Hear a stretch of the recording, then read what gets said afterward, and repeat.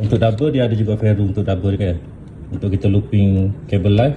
Alhamdulillah kita dah siapkan pasang tu mobil untuk belajar kelas wiring di Madil Academy.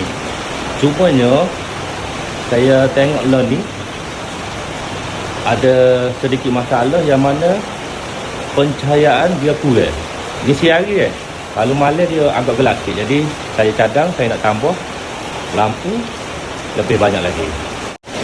Ini planning yang telah saya buat, yang mana kita akan tambah untuk satu switch kontrol 3 lampu, satu switch kontrol 3 lampu, satu switch kontrol 3 lampu, satu switch kontrol kipas, satu switch kontrol kipas dan satu switch kontrol lampu ni. Jadi semua load ni akan ambil 1 liter baru daripada DB. Untuk lampu baru, body untuk lampu LED kan, okay, biasanya bila kita buka supit, kalau dia gini je dia akan berubah kan. Jadi kita masuk je dia punya telinga ni, kita masuk siniser, kita masuk siniser. Untuk lampu LED memang mudah. Jadi kita dah pasang semua telinga pada bodi lampu ni. Maknanya satu telinga untuk live dan satu telinga lagi untuk kabel neutral. Dia lampu LED ni memang senang. Okay, jadi next kita pasang main female pada kepala dia ni.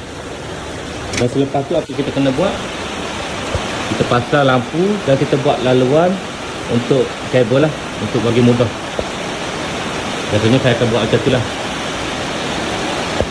Alhamdulillah kita dah siap buat laluan kabel.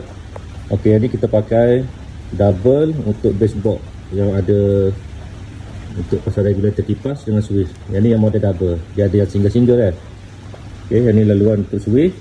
Okey, pergi ke load, naik ke lampu, satu switch, bawah 3 lampu. Okey, satu switch untuk satu kipas.